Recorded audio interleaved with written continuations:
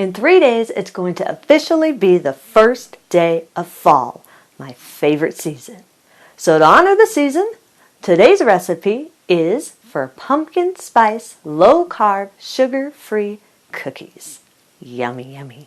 And if you want a printable version of this recipe, then check out my website at janetsdeliciouslowcarbkitchen.com. You can find a printable version of this recipe and other goodies there for you. Also, if you're new to this channel, make sure you hit that subscribe button and hit the little notification bell. That way you can be notified every time I put out a new video.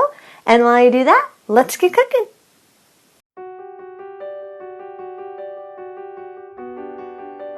Preheat your oven to 400 degrees. Line 2 large baking sheets with parchment paper.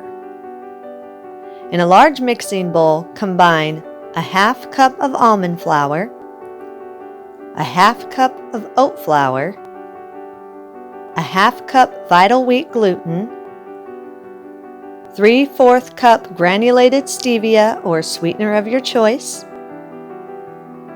2 teaspoons baking powder, 2 teaspoons ground cinnamon, 1 teaspoon ground nutmeg, 1/4 teaspoon ground ginger, and 1/4 teaspoon salt.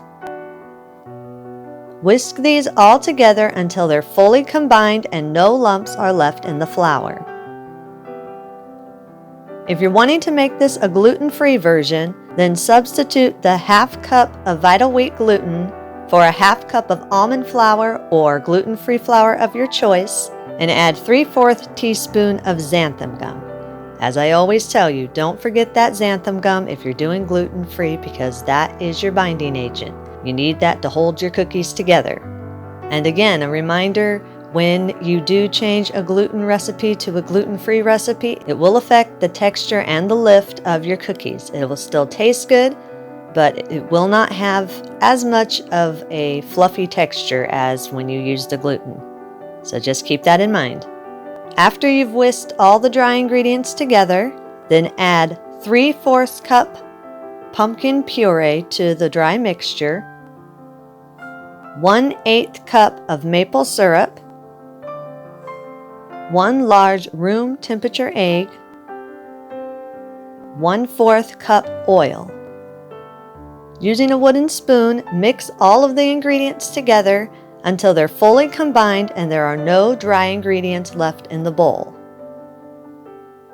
Let the batter stand uncovered at room temperature for around 3 minutes. This just helps the low-carb flours to be able to absorb the moisture and help the batter be a little bit more thick, which makes it a little more sturdy for you. Also remember, as I always tell you and always will tell you, make sure all of your ingredients are room temperature. Make sure your puree, if you're using fresh puree like I do, make sure it is at room temperature. Make sure your eggs at room temperature. Anything else that you might store in the refrigerator, make sure it is room temperature. It makes for a smoother batter, which makes for a more sturdy, fluffy cookie. After it's set for 3 minutes, then scoop the batter out 1 tablespoon at a time onto your prepared baking sheets. Make sure you place them about 1 inch apart. Low-carb flours, they don't really spread, but these ones will rise a bit if you are using gluten in them. They will rise a bit, so make sure you spread them apart a little bit.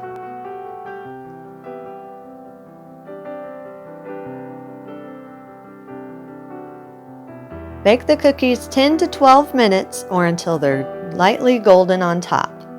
Let them cool on the pan for at least 5 minutes. Remember, I've told you before that low-carb flours need a little bit more time when they first get out of the oven to really set that ingredients together. So make sure you do let it cool on the pan for at least 5 minutes. Don't take it directly off the pan as soon as it comes out, because it will fall apart on you. So make sure you let it sit at least 5 minutes on the pan.